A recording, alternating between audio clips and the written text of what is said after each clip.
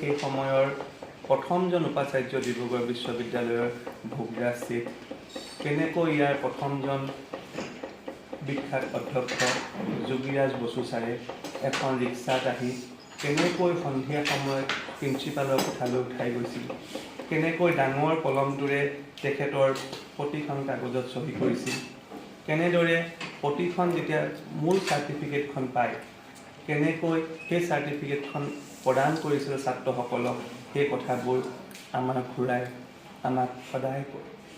অলপ দিনৰ আগতে মোৰ দেউতা ঢুকাইছিল। তেতিয়া ডিব্ৰুগড় বিশ্ববিদ্যালয়ৰ পঞ্জীয়ককে প্ৰমুখ কৰি প্ৰায়সকল মানুহ যেতিয়া গৈছিল, মাননীয় অধ্যক্ষ মহোদয়ো যেতিয়া আমাৰ গৃহলৈকে গৈছিল, তেতিয়া মই ইয়াত কোনো কথা নাছিল মই অনিৰুদ্ধদেৱ বিশ্ববিদ্যালয় আহিম বা তেনেকুৱা কোনো প্ৰশ্নই নাছিল। মই খালি অধ্যক্ষ মহোদয়ক এই কথাটোকে আমাৰ ঘৰত কৈছিল যে ছাৰ, আপোনাৰ কলেজৰ আটাইতকৈ ডাঙৰ ব্ৰেণ্ড এম্বেচাডৰজন মোৰ ঘৰত আছে, আৰু ছাৰে তেখেতক লগ পাইছিল। যেতিয়া ডিব্ৰুগড় বিশ্ববিদ্যালয়ৰ গোটেইখিনি ব্যক্তি গৈছিল, সকলোকে তেখেতে কানৈ কলেজৰ কথা ক'লে যে কেনেকৈ প্ৰিন্সিপালে কেনেকৈ কৰিছিল। বহুখিনি প্ৰিন্সিপাল আহিছিল আমাৰ ঘৰলৈকে, যিহেতুকে মোৰ লগতে ব্যক্তিগত সম্পৰ্ক আছিল। সকলোকে তেখেতে কয় মই কানৈ কলেজৰ ছাত্ৰ।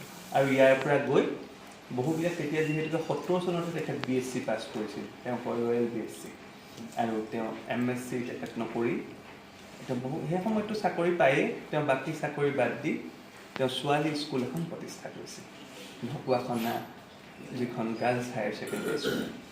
আৰু এতিয়া মোৰ ৱাইফে তেজপুৰ ইউনিভাৰ্চিটিত যিহেতুকে তাই পঢ়ায়, আৰু তেওঁ পঢ়ায় জেণ্ডাৰ ষ্টাডিজ।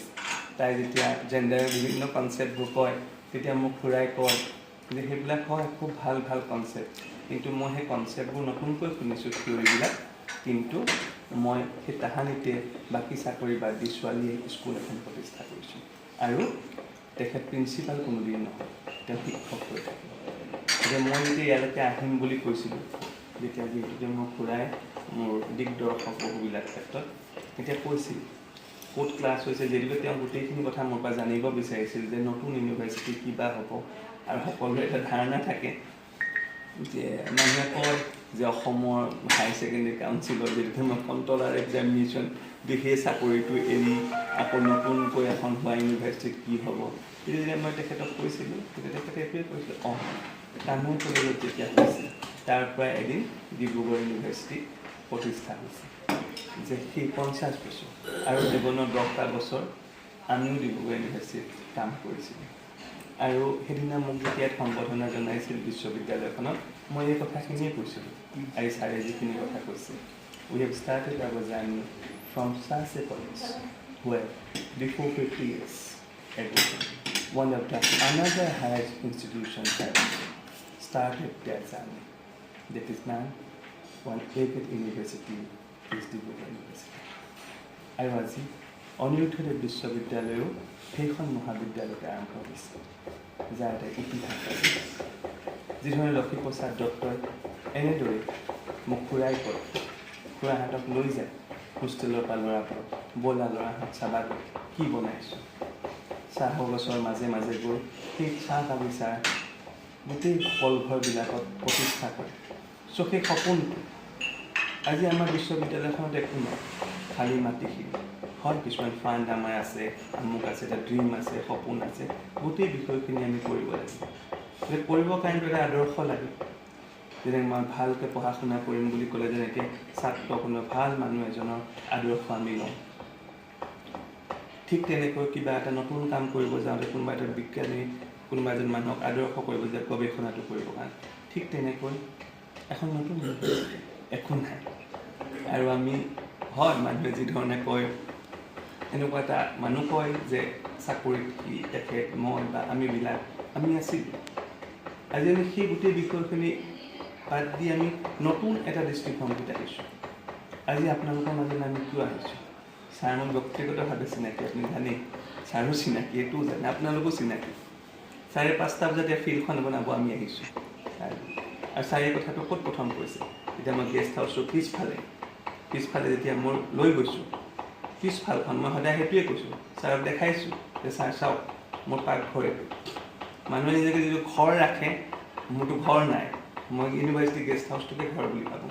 আমি চাওক ছাৰ পিছফালখিনি এনেকৈ চফা কৰি ৰাখিছোঁ ছাৰ পিছদিনা ৰাতিপুৱা 5:30 বজাত মই কোৱাৰ্টাৰত আছিলোঁ আমি আপোনালোকৰ ফিল্ডখন ৰাখিছোঁ আজি বহুত ফিল্ডখন বহুত ডেভেলপ হ'ল ছাৰে যদিও 1% বুলি কৈছে মোৰ কাৰণে কিন্তু 99% কাৰণ মই সেই সময়ত ফিল্ডখন দেখিছিলোঁ চাৰিওফালে পুখুৰী এটা থকা চকুৰ আগত সেইটো ডেভেলপমেণ্ট হৈছে গতিকে সেই যে চকুৰ আগত এখন ফিল্ড ডেভেলপমেণ্ট হৈছে একো নোহোৱাকৈ এনেকুৱা হৈছে ঠিক তেনেকৈ আমিও সেনেকৈ সপোন দেখিছোঁ যেনে আমি বিশ্ববিদ্যালয়খন কৰিম সেইদিনা মই কৈছোঁ যিসকল ব্যক্তি যিহেতুকে মোক মাতিছে চৰকাৰৰ এইটো মোক যিহেতুকে মই বাধ্য মই কৈছোঁ তেখেতে মই সেইটোৱে কৈছোঁ yes I have a dream we have a dream and will implement a dream এখন অসম তথা অসমৰ প্ৰথমখন ক্ৰীড়া বিশ্ববিদ্যালয় উত্তৰ পূবৰ দ্বিতীয়খন বিশ্ববিদ্যালয় কিবা কাৰণে হয় হয়তো আমি যিমান আগবাঢ়িব লাগিছিল আমি আগবঢ়া নাই ক'ৰবাত কিবা এটা দুটা সমস্যা আছে হয় আমি সমস্যাটো জানিছোঁ য়েছ দেৰ ইজ এ প্ৰব্লেম আৰু যদি সমস্যাটো আছে দেৰ ইজ চলিউশ্যন আছে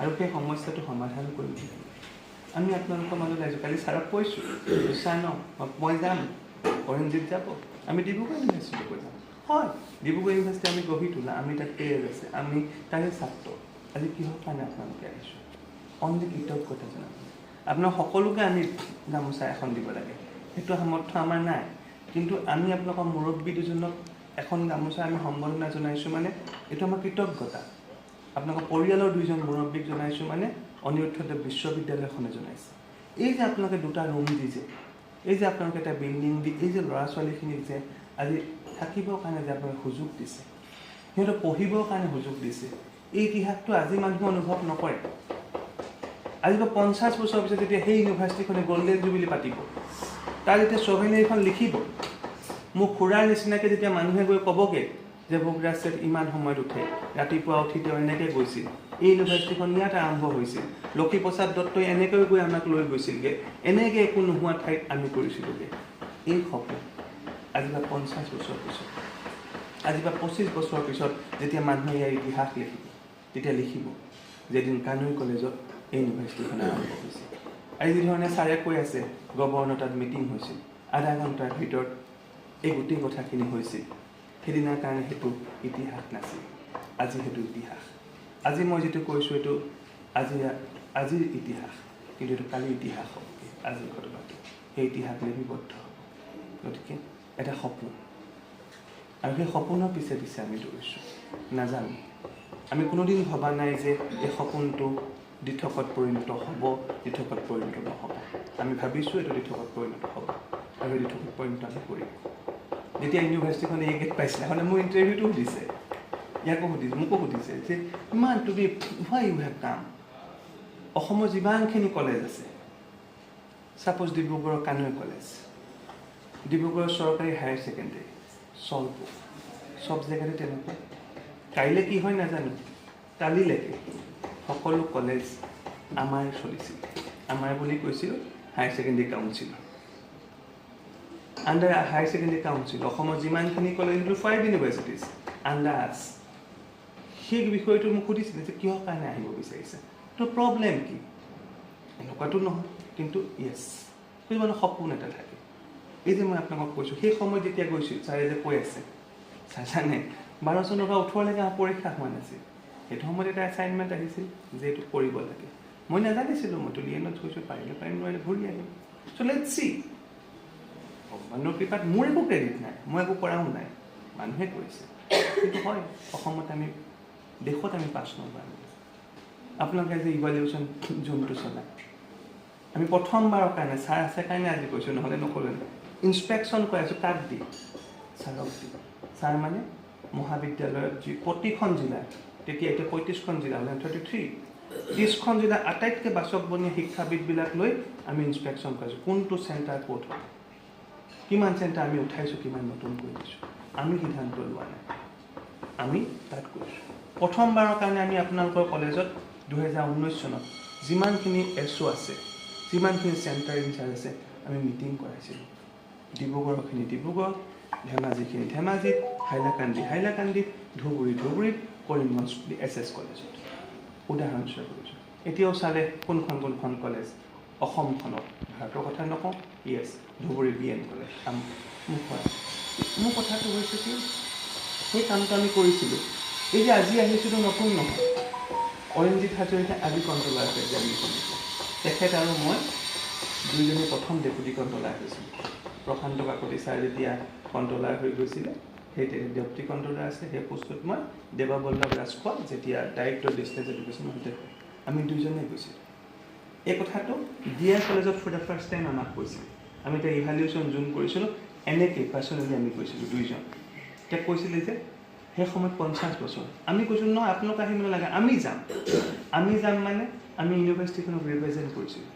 আমি আপোনালোকৰ মাজলৈ গৈছোঁ। যে DSC কলেজত আমাক ভাত খুৱাইছিলে, প্ৰথমবাৰ আমি তাত গৈছোঁ। আমি মানে ইউনিভাৰ্চিটি ইভালিউশ্যন যোন মানে অকল ফোন কৰি কোৱা নহয়, কাউন্সিলত মই সেইটোৱে কৰিব বিচাৰিছোঁ। গুৱাহাটী অফিচৰ যিটো ধাৰণা যে ফোন কৰি দিব যে মানুহ আহিব, আমুক হ'ব তামুক, সদায় সেনেকুৱাই আমি কৰিছিলোঁ। কিন্তু সেইবোৰ কিন্তু প্ৰথমবাৰৰ কাৰণে মই ইয়াৰ পৰা যেতিয়া এনেকৈ চাইছোঁ, গভৰ্ণৰ হাউচে যেতিয়া আমাক ভিডিঅ' কনফাৰেঞ্চিং কৰিছে, মইতো এইফাল হৈ গ'লোঁ, আনকালে সদায় সিফালে বহিছিলোঁ। গতিকে এতিয়া যে প্ৰশ্ন সুধি আছে মই অনুভৱ কৰিছোঁ, এনেকুৱাই লাগে প্ৰশ্ন সুধিলে মানে যে তাৰ পৰা সুধে। গতিকে এই গোটেই বিষয়খিনি আপোনালোকৰ আগত অন্তৰৰ পৰা কথাটো কৈছোঁ কি হয়, আমাৰ এটা সপোন আছে, আৰু সেই সপোনটো লৈ আমি ব্যক্তিগত কোনো লাভালাভৰ কথা নহয়, আমি অনুষ্ঠান এটা প্ৰতিষ্ঠা কৰিব আহিছোঁ। আৰু অনুষ্ঠান এটা পৃথিৱীত কোনো অকলে প্ৰতিষ্ঠা কৰিব নোৱাৰে। কাণৰ কলেজখন আমি বুলি ক'লে ছাৰক চিনি পাওঁ, ছাৰ মানে আপোনালোক সকলোৱে। ঠিক তেনেকৈ এই যিখন বিশ্ববিদ্যালয় হ'ব, অসমৰ প্ৰথমখন ক্ৰীড়া বিশ্ববিদ্যালয়, আমি এইখন হাজাৰ হাজাৰ ল'ৰা ছোৱালী ভাৰতবৰ্ষৰ আহি পঢ়িব। এই সপোনটো আমি মানুহৰ মাজলৈ লৈ যাওঁ। আৰু এই যে আপোনালোকৰ ওচৰত আহি ওলাইছোঁ, খালি আপোনাক MLA যিহেতুকে মোক তেখেতে মোক কৈছে যাম, মই কৈছোঁ নালাগে আপুনি আহিব, মই আপোনাৰ ওচৰত যাম, এইটো মোৰ কৰ্তব্য, পিছত আহিব। আমি এনেকৈ চেষ্টা কৰিছোঁ যে আমি নহয়, আমি আপোনালোকৰ কাষলৈ যাম, আপোনালোকক লগত লৈ আমি কাম কৰিম। বহুত আমাৰ সীমাবদ্ধতা আছে, সেই সীমাবদ্ধতা আপোনালোকে আমাক ঠাই দিছে কাৰণে আহিছোঁ। কালি যদি নিদিওঁ বুলি কয়, কালি যদি আপোনাৰ গভৰ্ণমেণ্টে ৰিজলিউশ্যন লৈ ডাইৰেক্টৰ হায়াৰ এডুকেশ্যন আমাকে কি কৰিব? একো কৰিব নোৱাৰে। আপোনালোকে 2টা ৰিজলিউশ্যন দি দিব, 3টা দিব, উঠি যাব লাগিব। কিন্তু সেই কথাটো সেইটো অফিচিয়েল কথা, কিন্তু সেইটো কেতিয়া কৰিব? যদি আমি আপোনালোকৰ কাষলৈ নাহিম, বা যদি অন্তৰত হ'ব যে এখন ৰামাৰ অনুষ্ঠান, অনিৰুদ্ধদেৱ ইউনিভাৰ্চিটি আপোনালোকৰ কাষত আছে, আপোনালোকে লালন পালন কৰিছে, আমি আপোনালোকৰ অধীনত আছোঁ বা একেলগতে আছোঁ, আমি সমতাৰ বিকাশ কৰি এই সপোন লৈ আপোনালোকৰ কাষলৈ আহিছোঁ। এনেকৈ আমি সমাজৰ কাষলৈকে যাম, সকলোৰে মাজত যাম। ক'ত মাটিৰ সমস্যা আছে, কিমান আছে, সেইকাৰণে আগবঢ়া নাই, মই অলৰেডি কথা পাতিছোঁ, মই যাম এল্টক যিখিনি মানুহ হয়, তেনেকুৱা আমি অজস্ৰ সমস্যা বাকীবিলাকৰ ক্ষেত্ৰত কৰি আহিছোঁ। ধুবুৰীত আমাৰ কিমান সমস্যা হৈছিলে, সেই তেনেকুৱা ধৰণৰ যিখিনি কথা এটা অঞ্চলত আমি সেনেকৈ কৰিম। এইটো সপোন, এইটো বিশ্বাস লৈ আমি আহিছোঁ। নাজানো কিমান দূৰ সফল হওঁ, কি কৰিব পাৰোঁ, সেইটো এদিন ইতিহাসে ক'ব। এইখিনি আশা আৰু বিশ্বাস লৈ, এইখিনি সুযোগ দিয়াৰ কাৰণে ছাৰকে প্ৰমুখ কৰি, উপাধ্যক্ষ ছাৰকে প্ৰমুখ কৰি আপোনাক সকলোকে মই ধন্যবাদ জনাইছোঁ। আশীৰ্বাদ কৰিব ভৱিষ্যতে যাতে আমি এনেকৈ আৰু এখন বিশ্ববিদ্যালয় গঢ়াত সামান্যতম হ'লেও কল্পনা জনাওঁ। ধন্যবাদ। এতিয়া যেতিয়া আমি বিশেষকৈ গল্ডেন জুবলি আমি পাতিছিলোঁ যে ডিব্ৰুগড় ইউনিভাৰ্চিটি, যিখিনি আমি পাব্লিছ কৰিছিলোঁ, ছ'ভেনিৰ হওক বা আমাৰ কম্পেণ্ডিয়াম হওক, সেইখিনি তাতো সেই কথাখিনি হিষ্ট্ৰী, তেওঁ হিষ্ট্ৰী মানুহ মই নহয় বাৰু, তাত ধুনীয়াকৈ লিখা আছে কানৈ আপডেটৰ কথা, কানৈ কমাৰ্চ কলেজৰ কথাও লিখা আছে, প্ৰত্যেকটো কথা মোৰ এইখিনি কথা মানে এতিয়াও মনত আছে। ঠিক তেনেকৈ 50 বছৰৰ পিছত যিখন ইতিহাস লিখা হ'ব সেই বিশ্ববিদ্যালয়ৰ, এই কথাখিনি সোণালী আখৰত লিখা থাকিব লাগিব। আৰু একচুৱেলি কানৈ মহাবিদ্যালয়ত মই এমাহৰ কাৰণে ছাত্ৰ আছিলোঁ। মই ডিগ্ৰীত প্ৰথমতে এডমিশ্যন লৈছিলোঁ, পিছত মই ইয়াৰ পৰা গুচি গ'লোঁ বাৰু। সেই কানৈ মহাবিদ্যালয়ত আমি যেতিয়া স্কুলৰ পৰা, যেতিয়া পংকজে কৈছিল, এসময়ত আমি যেতিয়া ষ্টুডেণ্ট আছিলোঁ আমি স্কুলৰ, তেতিয়া অসমৰ কেইখনমান মহাবিদ্যালয়ৰ নাম প্ৰথমতে আহে। কানৈ মহাবিদ্যালয়, JB college, Darrang college, cotton college আৰু শিলচৰৰ GC কলেজ। আমি সেইখন কলেজৰ নাম শুনো আৰু চবেই বিচাৰে যে তাৰ কোনোবা এখন কলেজত পঢ়িবলৈ, চবৰ অপোন থাকে, সেইটো একদম সঁচা কথা। আমি যেতিয়া 90s কথা কৈছোঁ, 92 ঠিক তেনেকৈ ছাৰৰ লগত মই মানে হেৰি হৈছিলোঁ। ছাৰ যেতিয়া মাজুলী মহাবিদ্যালয়ৰ ছাৰ অধ্যক্ষ আছিলে, ছাৰ মনত আছে নাজানো, তেতিয়া আমি এটা NSSৰ মেগা কেম্প পাতিছিলোঁ। আৰু সেই সময়ত NSS ডিব্ৰুগড় ইউনিভাৰ্চিটিৰ NSS চেলত ময়ো মানে এডমিনিষ্ট্ৰেটিভ কামখিনি মই কৰিছিলোঁ। সেই মেগা কেম্পটো যেতিয়া পাতিছিলোঁ, সেই মাজুলীৰ নিচিনা এখন ঠাইত ছাৰে সেইটো সাহস কৰিছিলে। মাজুলী তেতিয়া একো নাই আকৌ, তেতিয়া মাজুলী বুলি ক'লে অকল নাওহে কিন্তু, মোৰ এতিয়াও মনত আছে। তাত গৈ ছাৰে যিটো সাহস কৰিছিলে, গোটেই ভাৰতবৰ্ষৰ বিভিন্ন ঠাইৰ পৰা NSSৰ যিবোৰ আপোনাৰ ভলাণ্টিয়াৰ তেওঁলোক আহিছিলে গোটেই ভাৰতবৰ্ষৰ বিভিন্ন ঠাইৰ পৰা। তাৰমানে মই একজেক্টলি কিমান দিন পাতিছিলোঁ পাহৰিছিলোঁ। তাত মাজুলীত আপোনাৰ মাজুলী কলেজত 2 দিন নে 3 দিন আছিল, তাৰপিছত ডিব্ৰুগড় ইউনিভাৰ্চিটি আছিল। সেই ষ্টুডেণ্টখিনি তাত ইমান ধুনীয়াকৈ পাতিলে, সিহঁতে সেই ষ্টুডেণ্টখিনি আপোনাৰ অসমৰ ভাৰতৰ বিভিন্ন ঠাইত উত্তৰ প্ৰদেশ, ৰাজস্থান, চাউথ ইণ্ডিয়া বহুত ঠাইৰ পৰা আহিছিলে। তেওঁলোকে ইমানখিনি এপ্ৰিচিয়েট কৰিলে। তাৰপিছত আকৌ আমি ছাৰে যিখিনি আমাক মানে সেই পতাৰ যিটো ডাইনেমিজম, সেই ডাইনেমিজমটো লৈ আনিলে কামৰূপ মহাবিদ্যালয়। আৰু ছাৰ অহাৰ পিছত ছাৰ কেতিয়া জইন কৰিছিলে মই পাহৰিলে। 15 আৰু কানৈ কলেজৰ মানে তাৰপিছৰ পৰা আমি হেৰিটোৱে বদলি গ'ল, যিখিনি আমি মানে আগৰ পৰা দেখি আহিছিলোঁ সেইখিনি গোটেই চেহেৰা, সঁচা কথা কৈ চেহেৰাটো বদলি গ'ল।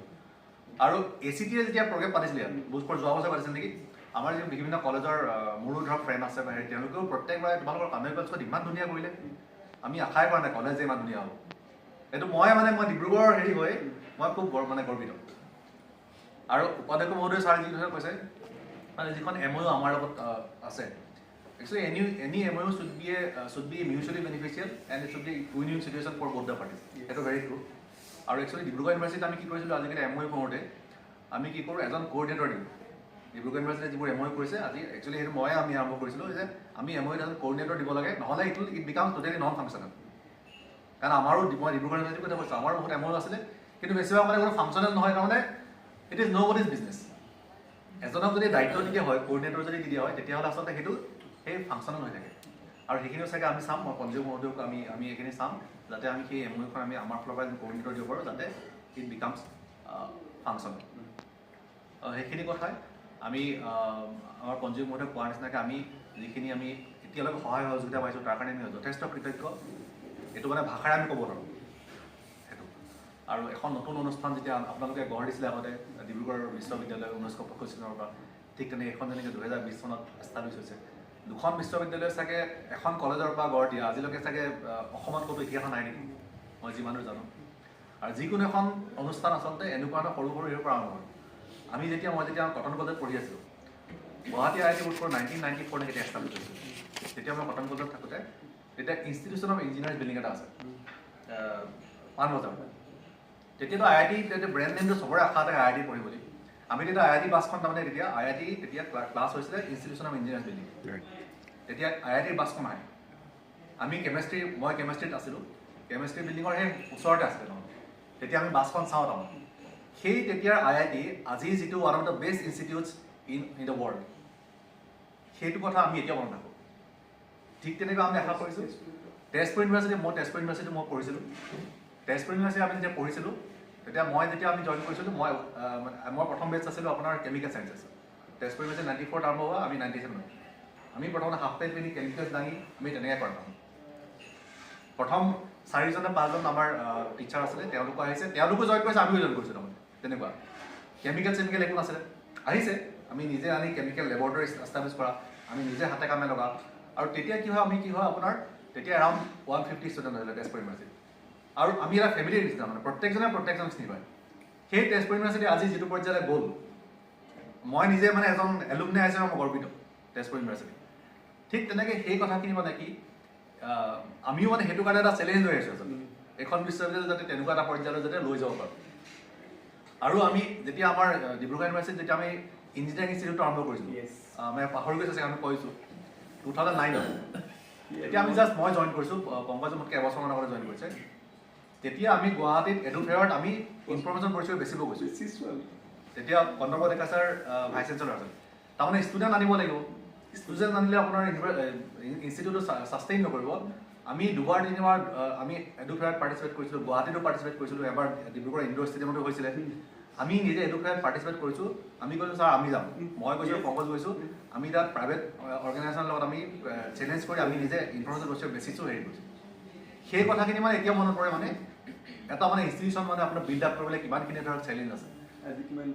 চ' সেই কথাখিনিয়ে আমি জাষ্ট শ্বেয়াৰ কৰিব বিচাৰিছোঁ। আমি সেই অনুপ্ৰেৰণালৈ আচলতে আগবাঢ়িব বিচাৰিছোঁ। আৰু আপোনালোকৰ সহায় সহযোগিতা আমি সদায় লাগে আমাক। আৰু এইখিনি কথা মই আকৌ ছাৰৰ লগতে আমি কানং মহাবিদ্যালয়ৰ পৰিয়াললৈ আমাৰ ফালৰ পৰা আকৌ গভীৰ কৃতজ্ঞতা জনাইছোঁ আৰু এই কথাখিনি মোক ক'বলৈ সুযোগ দিয়াৰ কাৰণে মই ধন্যবাদ জ্ঞাপন কৰিছোঁ।